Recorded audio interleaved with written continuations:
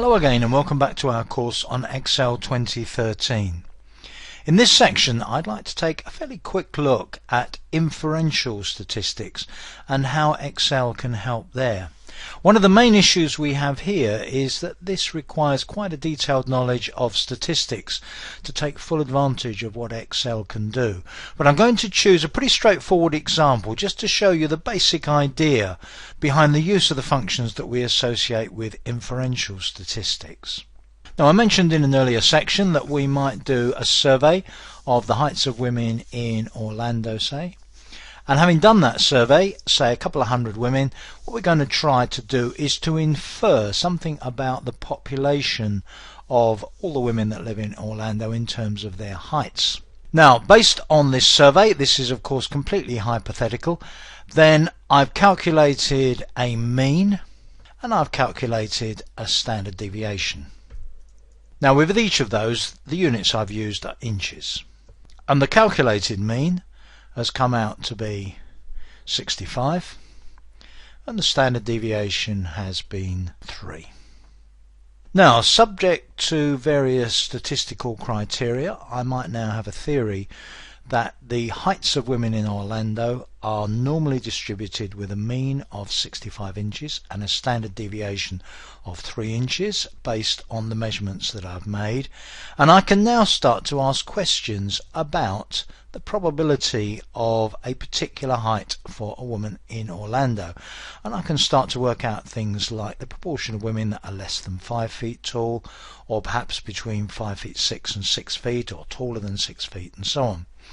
And Excel 2013 provides me with a set of functions that I can use to do these sorts of calculations. So let's start to do a few of these calculations.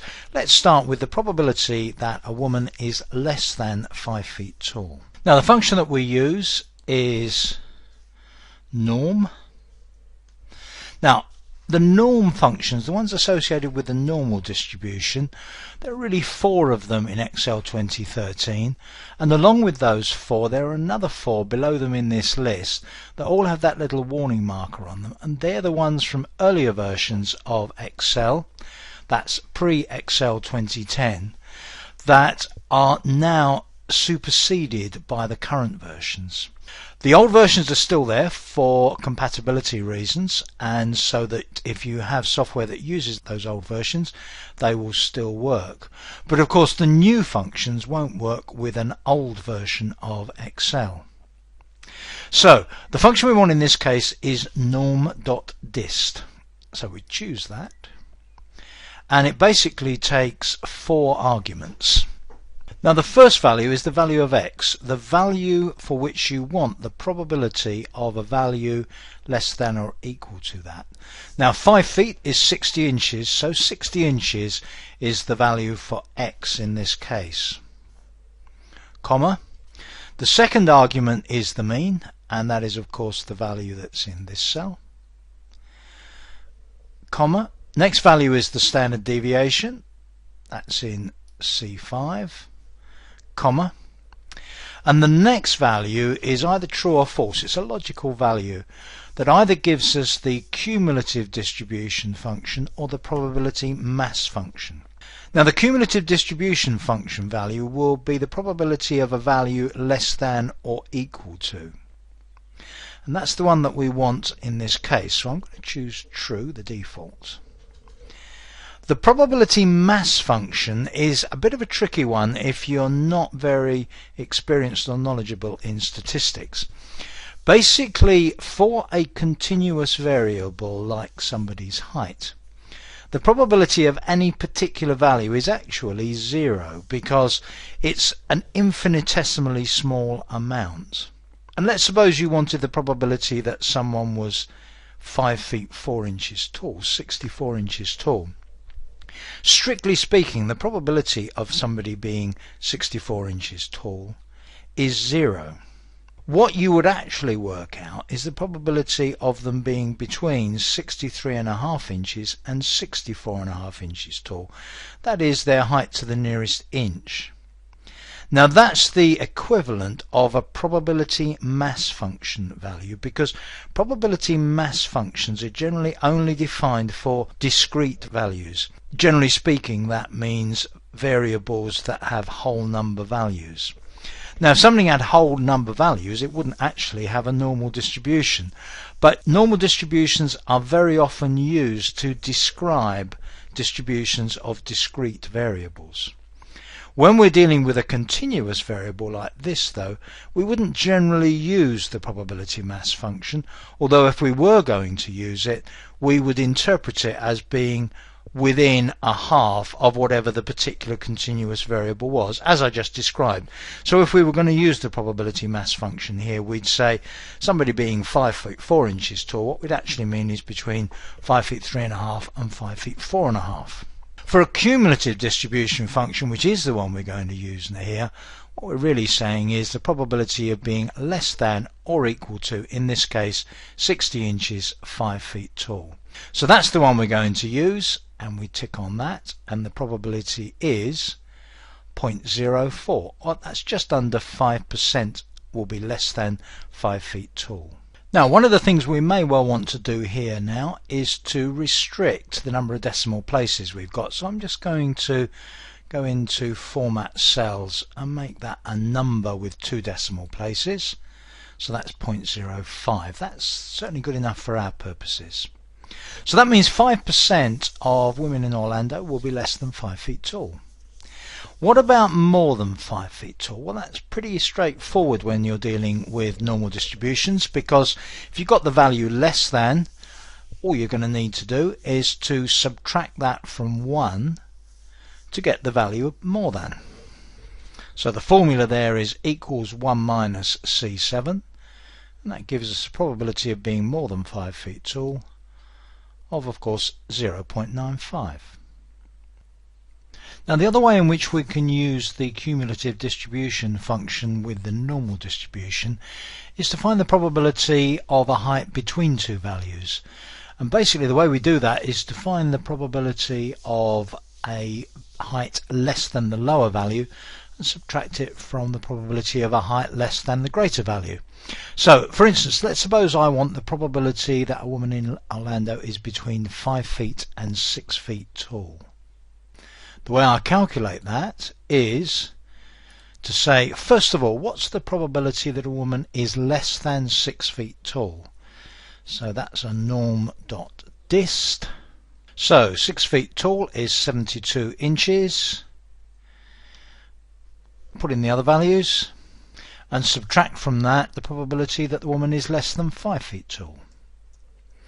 And the difference in those probabilities is the probability that the woman is between those 2 heights.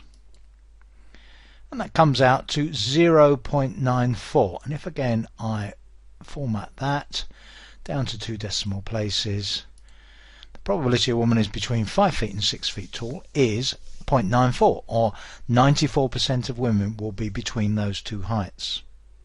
Now it's important to recognize here that we're looking at a normal distribution. As I'll show you in a couple of minutes time, there are other distributions that we might need to consider using Excel. Also in common with other distributions, not only is there a dist function which we can use to find the probability of something happening, but there is an inverse of the dist function, an in function, whereby we enter the probability and find out which value gives us that probability. So for example, supposing I wanted to say below what height are 25% of the women in Orlando. So I'm going to set my 25% mark, which is my lower quartile, for those of you who are familiar with that terminology in statistics. Which height is the lower quartile for the heights of women in Orlando? So in this case, I've entered there in column B, lower quartile, the 25% of women in Orlando are going to be below this height. And then in there I type equals, and the function I need is norm.inv. I have 3 arguments to enter: the particular probability, which is 0.25, the mean, C4, standard deviation, C5, and the height in inches is 62.97, well, we'll call it 63 inches. So 5 feet 3 inches is the lower quartile for the heights of this population of women. And just for completeness, I've also included in there the median value, that's the 50% mark. You see the formula norm.inv, and then the probability is 0.5, and then the upper quartile, 75% mark, then the probability is 0.75. So that's basically how we can use the norm.dist and norm.inv functions. Now, for those of you with more knowledge in statistics or an interest in statistics, there are a number of other functions that you can do similar things with in Excel 2013. Let's look at a couple of them in this statistical functions list in the Excel help. You'll be familiar with the binomial distribution, and there is a binom.dist and a binom.inv function, and also a binom.dist.range function. You also have a chi-squared function, chi-squared.dist, chi-squared.inv, etc. And then various other distributions are represented. So for instance, we have Poisson functions. We have a Poisson.dist function. Now, most of these won't mean a lot to you if you haven't got a reasonable grounding in statistics, but for those of you that have, there's a pretty good selection there that you can use. So we're going to leave the statistical functions at that point, apart from me giving you a little exercise to do. So we're looking at example 6 here, which is one of the provided files. It concerns the distribution of the number of passengers using a train service each day. The mean number of passengers is 1,640. The standard deviation is 304.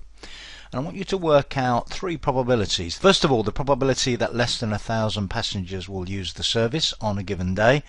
Secondly, the probability that more than 1,000 will use the service on a day. And thirdly, the probability that between 1,000 and 2,000 passengers will use the service on a particular day.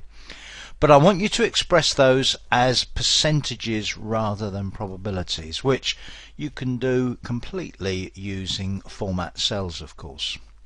And then also I'd like you to calculate the lower quartile, median and upper quartile numbers of passengers, and just express those in whole numbers. You won't need decimal parts to those.